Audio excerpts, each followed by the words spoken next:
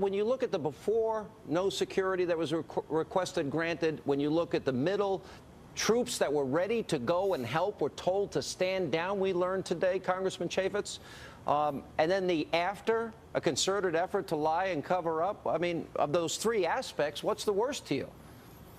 Well, to hear the fact that we had 4 special forces there on the ground in Libya, ready to risk their lives. They wanted to get in the fight. Their fellow Americans were under attack. They were being killed. And these brave people had their guns. They were ready to go. They were getting in the convoy.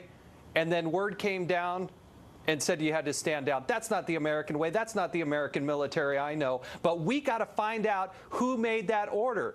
We were told by the president, we've been told by everybody that they did everything they could to save those people, but we heard testimony today from the chief of mission that they were told to stand down, and that is not going to stand. We have got to get to the truth.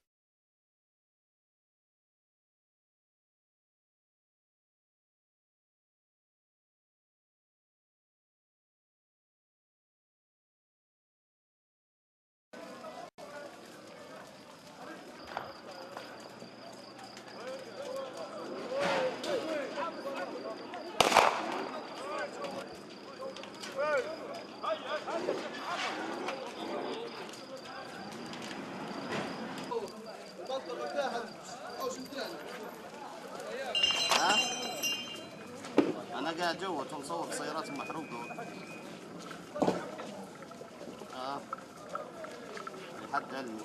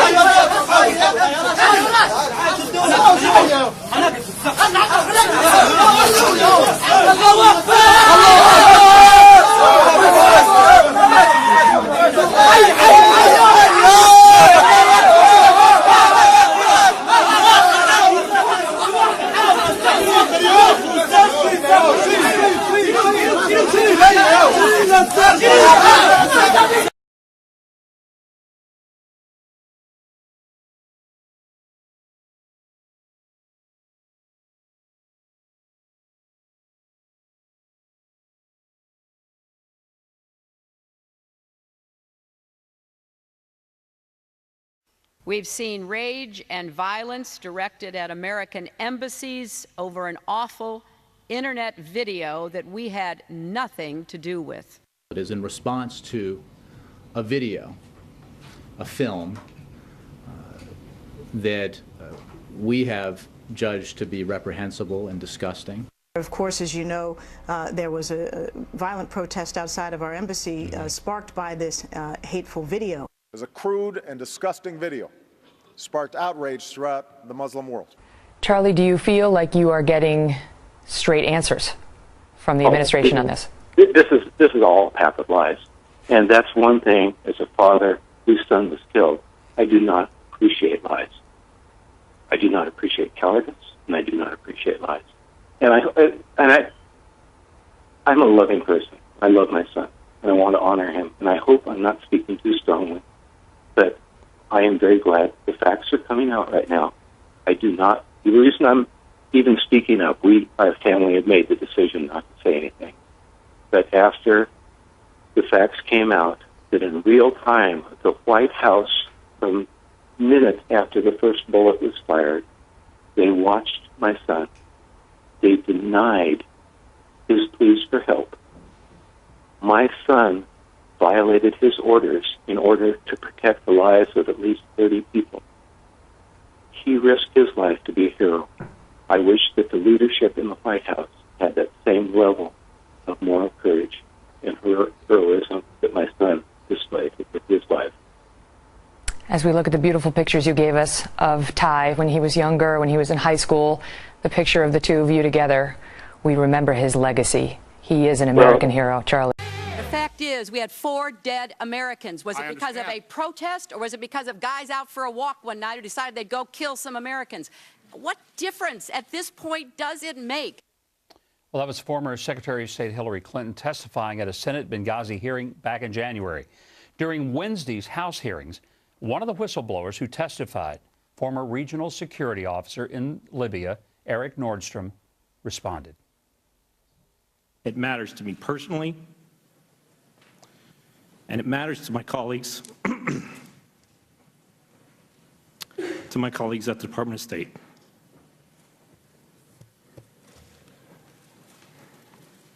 It matters to the American public for whom we serve. And most importantly, excuse me, it matters to the friends and family of Ambassador Stevens, Sean Smith, Glenn Doherty, and Tyrone Woods, who were murdered on September 11th, 2012. Sean Smith's mother, Pat, was at the hearings.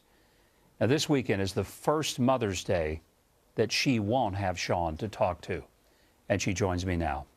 Pat, I appreciate so much your being here on what I know is a very, very tough weekend for you. Pat, you were at the hearings. Did you hear anything that brought closure or that gave you a new level of comfort regarding the death of your son? Absolutely not. I'm still waiting for answers to just about everything. I do want to say one thing, though. I want to wish Hillary a happy Mother's Day. She's got her choice, her child. I don't have mine because of her. You have been very clear that you believe that Hillary is, at least in part, responsible for what happened that night. You talked to her face to face when your son's body was brought back. What did she say to you?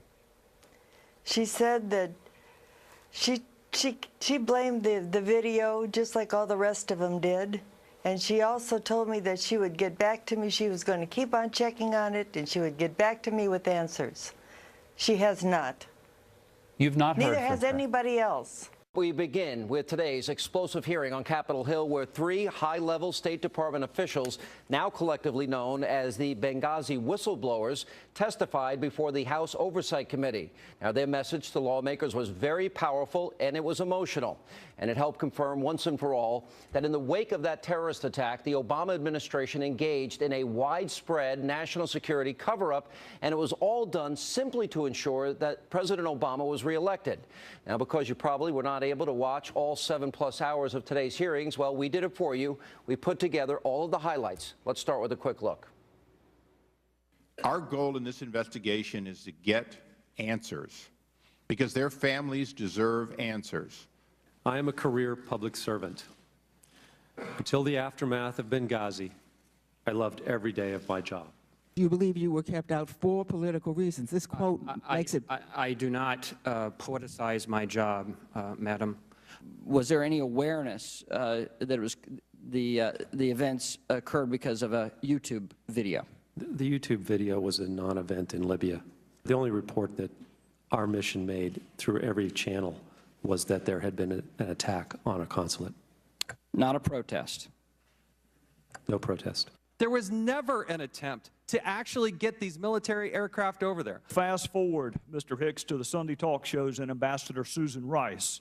She blamed this attack on the video. In fact, she did it 5 different times. What was your reaction to that? I was stunned.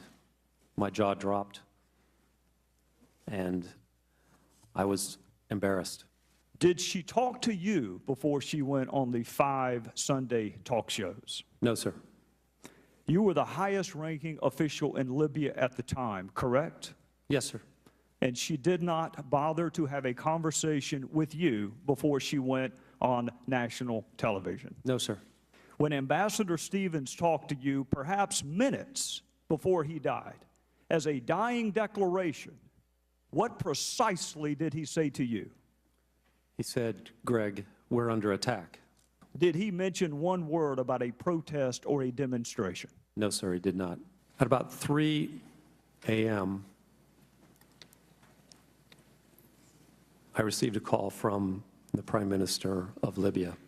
I think it's the saddest phone call I've ever had in my life. He told me that Ambassador Stevens had passed away.